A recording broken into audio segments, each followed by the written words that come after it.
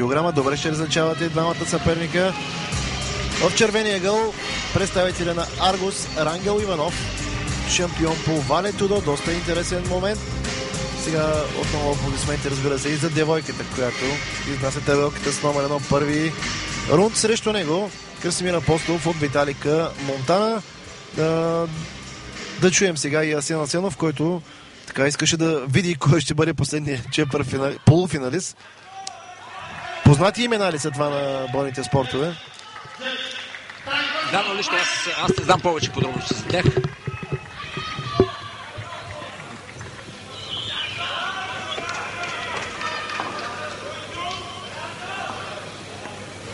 Тук наблюдаваме кикбокс срещу ММА.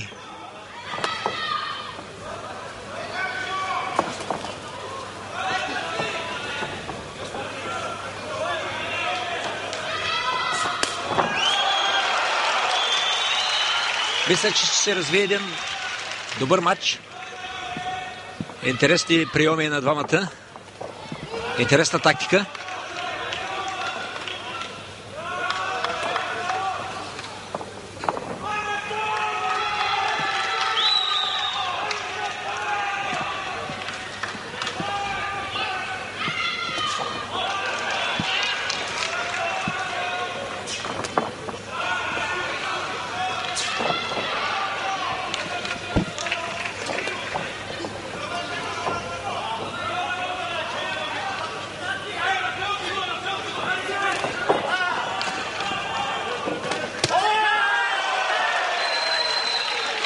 Рангел стои много открито, но затова пък е много рязък и изненадва противника. Ето един нокдаун. Трябва да отиде в белия ъгъл, за да започне броенето.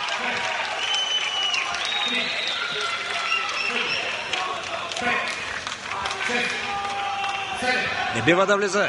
Не бива да влиза в център. Ето сега да. Изненадващо рязък и много интересно подвежда противника. А не е ли рискован този начин? Красимир сам се наниза на приемите на Рангел. Ето как го подвежда. Умишлено свалено, много рязко и свободно се държи.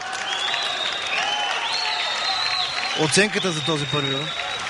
Първият рунд вече мина този нокдаун и за сега, според правилата, точките трябва да бъдат 10-8 задължително. Има ли нокдаун? Първият нокдаун е минус 2 точки за състезателя, който е получил нокдауна.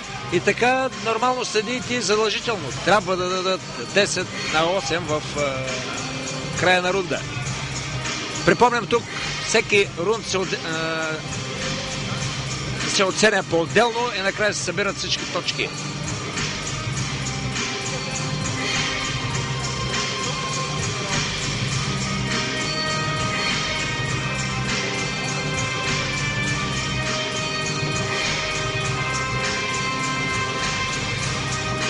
Първият нокдаун, който се получи, състезателя, който е получил нокдауна, губи 2 точки. Втория нокдаун е минус 1 точка. В случая в момента, както казах, е 10-8.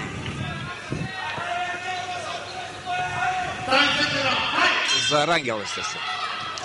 Да видим сега дали пък Красимир Апостолов няма да смени малко тактиката. Като гледам Рангел как бърка отдолу между ръцете му, а той все още не си е прибрал лактите. Ето е Оширо Гери в скок. Определено може да кажем, че доста атрактивен състезател Рангел Иванов. Да, разчита на своята рязкост. Много е рязък и се държи свободно на ринга. Докато Красимир е натегнат и отворен. Ето той. Не виждам да се е покрил.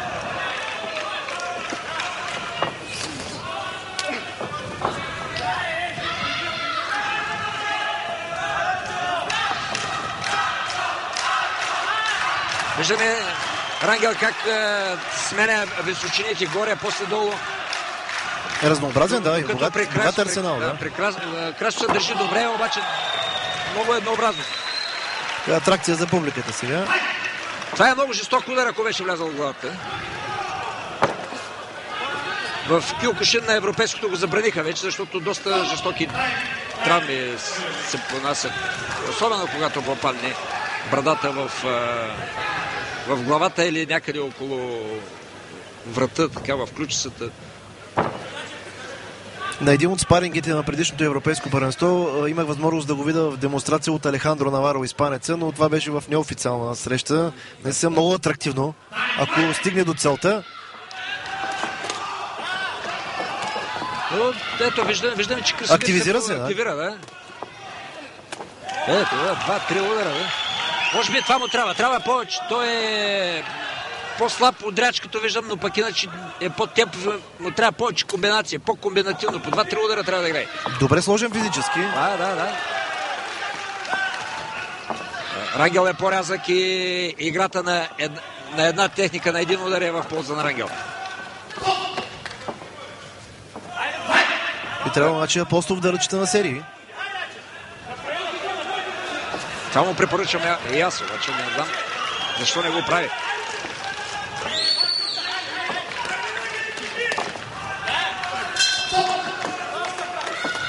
Този втори рунд като че ли е на Апостолов. Успя да пласира повече удари. Бих казал, че е равен. Тук съдиите имат право да дават равни рундове.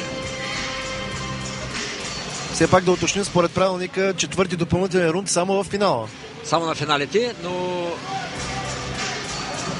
последният, третия рунд вече трябва ако всичко до там е равно, трябва да има предпочитание към единия. А на финалите има ли равен бой, се дава продължение от четвърти рунд, а понякога може да стигне и пети рунд продължение. Тук за това и Чигеки имаме само четвърти рунд, само на финалите като продължение.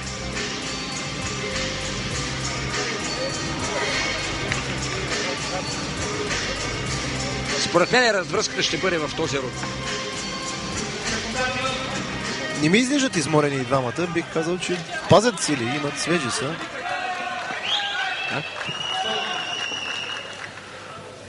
Въпросът е на правилното разпределение на тактика. За мен играта на Красимир трябва да е в средна дистанция с по 2-3 удара. И все пак да сменя нивата. Ето, един и се изтегля, а би трябвало да влиза някъде. Това е.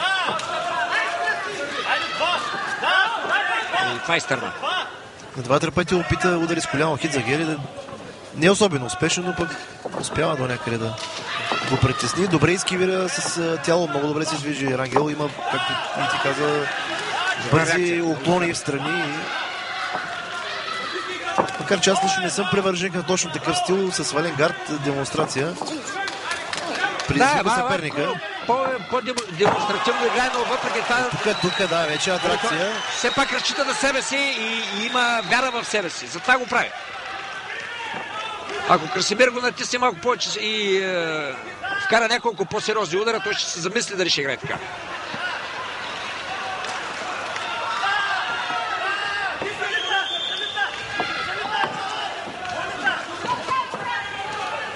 А това все пак някои от зрители може да го изтълкуват и като неуважение към съперника. Не, все пак. Не, битката си е битка.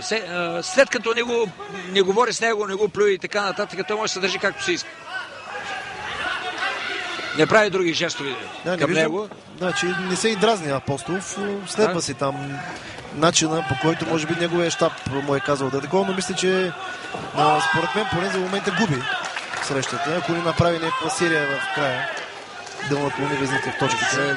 Загуби много единични удари и доста силно. Първият рунд се оказа на това. Ето тук сега пак пропусна. Преди малко. Пропусна 2-3 десни крошета. Ето сега пак. Въпреки че е с недобра позиция за защита, Рангел прави много резки и силни удари с ръце. Измори се Апостол, видяхме преди малко, че няма и край, да. Е сега хубав матч, но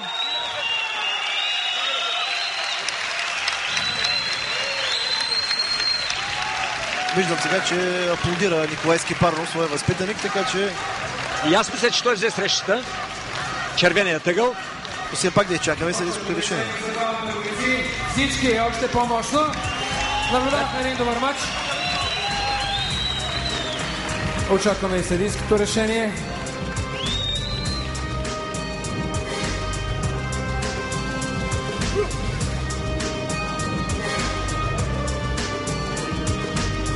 Ако ви е харесал матча, моля за аплодисменти. Страхотни сте! Благодаря ви! Благодаря ви!